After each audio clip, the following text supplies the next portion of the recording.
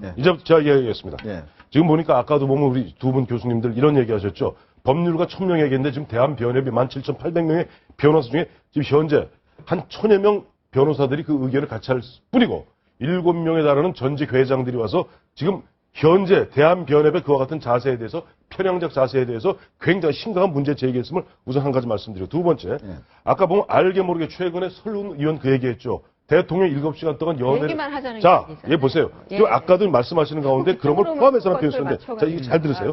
이건 제 얘기가 아니라 바로 4월 17일 날 연합통신에 뜬 거예요. 예. 그대로 연합뉴스. 연합뉴스죠. 예. 실시간으로 그 시간 다 나옵니다. 그 보면은 이 배가 가라앉은 게 최초 속보가 뜬 게 연합에 뜬 게 9시 19분이에요. 그 다음에 청와대 문자로 보고 뜬 게 9시 31분입니다. 그리고 1차, 2차, 3차 브리핑에서 우리가 보면은 언제 13시 30분에 중대본에서 조정해서 2시에, 오후 2시에 발표했을 때까지가 368명 구조에 사망 2명입니다. 그때는 솔직히 말해서 문제 제기하는 어느 누구도 문제 제기 안 했습니다. 좀 죄송한 얘기입니다만은 유가족들한테는 그때까지만 해도 사망 2명에 구조 368명이라 그러니까 대형 사고, 교통사고였구나. 그렇게 생각했던 것이 지금 문제를 제기하고 있는 새정치민주연합의 지도부도 마찬가지였던 거예요. 그리고 여기서 보면 이거는 이번에 기관보고, 국정조사 기관보고에서 그대로 나온 겁니다. 2시 36분에 청와대 상황실하고 해경하고 통화했죠. 생존자가 166명입니다. 그때 화들짝 놀라서 VIP한테 그렇게 보고했는데 그러면서 그래서 해경이 중대본에다 이제 구조사 수가 잘못됐다고 통보한 것이 3시고. 아니, 그 황영께서 잠깐 들어보세요. 이걸 왜 제가 정확히 알아야 되는 게 사람들이 아니 이게 굉장히 중요한 얘기예요. 그러니까 이게 아니 주제에서는 좀 기다려보세요. 왜냐하니까 사람들이 보면 마치 7시간 동안 대통령이 이때 18차례 걸쳐서 보고를 받고 있어요. 대통령이 전화로 대면 보고를 안 받았다 그래서 지금 김기춘 실장의 말 때문에 그러는 거예요. 그래서 이게 굉장히 중요한 겁니다. 3시 30분에 중대본에서 정정 브리핑을 정식으로 합니다. 구조자 수 직계 오류수 확인 중입니다. 그리고 4시 반에 중대본 5차 브리핑에서 탑승자 459명 중 구조 164명, 사망 2명, 실종자 293명을 발표합니다. 그리고 박근혜 대통령이 바로 옷 입고 튀어내려가서 중대본으로 갔습니다. 자, 뭐가 잘못됐습니까? 자, 근데 이거 하나만 제가 질문 드릴게요. 예. 국민들이 그 5시간 이후에 박 대통령이 나타나서 한 발언을 해서 7시간 이후에 7시간인가 굉장히 경악을 했죠.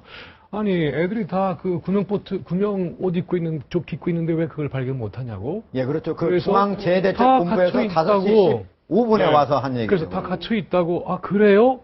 이거를 보면서 아니, 전혀 상황 파악이 안 돼 있구나. 그렇다면 지금까지 뭘 보고한 거지? 그리고 어떤 보고를 받고 어떤 지시를 했길래 저런 발언이 나올 수밖에 없지?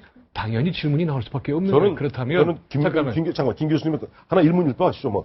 저는 그날 오전 10시에 박근혜 대통령이 해경이 직접 특공대를 투입해서 빨리 전원 구조하라는 그게 기억이 남아요. 왜 똑같은 상황을 하루에 똑같은 상황을 봤는데 저하고 김 교수님은 그게 기억나는 게 될까요? 아시겠지만은 특공대 파견을 해서 해결될 문제가 아니었죠. 아니었죠. 해법도 아니었고 뿐만이 아니라 이틀 동안의 구조 행위가 없었다는 건 너무나 많은 증거를 통해서 드러났던 것이고요. 결과적으로는 300여 명이 죽었어요. 304명이죠. 그렇죠? 예. 자, 그런 상황 속에서 대통령은 도대체 어떠한 회의를 소집을 해서 어떠한 보고를 했고 어떠한 구조장치를 국가적으로 동원을 했는지 우리는 알 필요가 있습니다. 아니, 제가 말씀을 드렸잖아요. 그러니까 그건 보고를 수동적으로 한 것이고 어떤 대응 조치를 했느냐라고 18차례 이건 기관 보고에서 나왔잖아요. 기관 보고에서 그날 21차례 보고를 갖다 했고 지금 지금 야당에서 지금 지난번 민병두 의원인가 누가 의원이 지적하는 게 그 얘기 하더라고요. 그런 시점이면 왜 대통령이 워룸에 들어가서 지휘하지 않느냐. 아니, 제가 그래서 그 얘기를 듣고 미쳤나 그랬어요. 왜냐하니까 이게 지금 2시 36분까지는 사망자 2명에 368명이 구조된 상태로 모두가 알고 있다니까요. 시청자들을 위해서 좀 논점을 좀 명확히 하겠습니다. 지금 얘기하고 있는 게 이게 쟁점 중에 쟁점입니다. 그러니까 이게 바로 서른 의원이 이야기하는 연애 7시간 바로 이 얘기입니다. 지금 당일에 세월호 참사 당일에 오전 10시에 대면 보고를 받습니다. 그 이후에 오후 5시 15분에 중앙재해대책본부에 가기 전까지 21번에 걸쳐서 유무선 보고를 받습니다. 18번입니다. 나중에 그 이후에 3번을 더 21번. 예, 보고를 그렇게 받고 있었는데 지금 이제 여기서는 그렇다면은 21번 받고 있는 동안에 과연 어떤 조치를 했고 국정의 최고 책임자로서 어떤 일을 했는가는 알아야 되지 않느냐 국민이. 그거에 대해서 여기는 어떻게 얘기를 제가 이야기할게요. 그런데요, 이런 상황이 말하자면 대통령이 최고 책임자, 국정 최고 책임자 어떤 상황이 생겼을 때 대통령이 그 시간별로 뭘 어떻게 했냐까지 이렇게 따지는 나라가 세상에 있습니까? 그 설령 대통령이 그 순간에 보고를 잘못 받고 어떻게 지시를 지금 아까 김 교수 말씀하신 대로 그런 식으로 보고할 수 있냐 이런데 그것도 김 교수님도 그 말씀은 오랜 기간이 지난 지금 와서 그동안에 수없이 이것을 분석하고 해보니까 그때 잘못됐다 이거지. 당시에 그런 판단을 했던 건 아니거든요. 그 다음에 충분히 할 수 있어요. 아니 대통령으로서 그렇게 한 걸 가지고 7시간 했는데 이건 뭐 야유가 하는 것도 아니고 어떻게 한 나라의 대통령을 가지고 여러분 그러고 싶습니까? 아니, 그건 아니죠. 대통령이 아니라도 한 여성에게 그런 식으로 저는 잠깐만요. 이거는 거의 그렇게 몰고 가시는 거 아니. 저는 서른년이 그렇게 얘기했을 때 최소한 평상시에 여성의 인권에 대해서 그토록 그렇게 목소리를 높였던 그러니까 야당의 의원들이 한마디라도 서울 의원에게 질책을 해야 돼요. 한마디 7시간 그 대통령의 연애 부분은 저는 그 발언은 적절하지 않다고 개인적으로 봐요. 그러니까 그거는 서른위원하고 얘기를 하시고요. 저희는 상식적인 국민들의 눈높이로 보는 대통령의 잠깐만 한마디 제가 제 말 국민이라는 표현을 쓰지 마세요. 아니. 저는 대한민국의 국민이 어떻게 대한민국 국민이 두 분같이 생각하는 몇 퍼센트 저는 있습니까? 그 얘기만 하는 게 아닙니다. 그 국민의 표현을 함부로 쓰지 마세요. 저도 국민입니다. 내용을 좀 들어보죠. 그래서 그러면 알고 싶은 건 지금 우리 이진건 교수님과 황 의원께서 너무 극단화시키세요.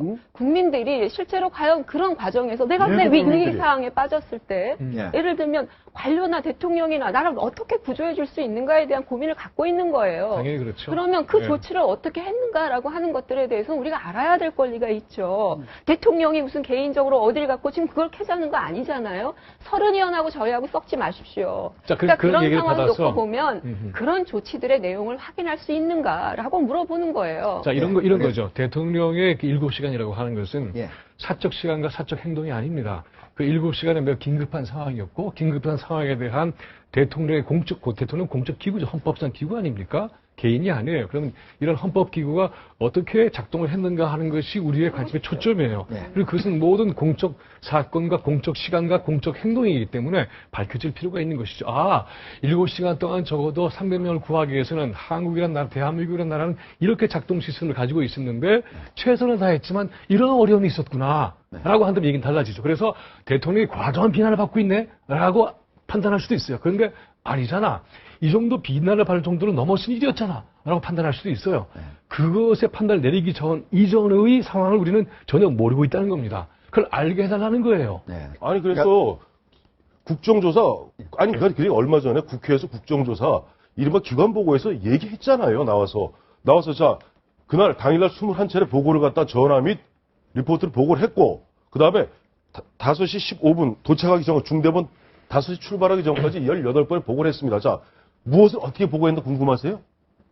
당연하죠.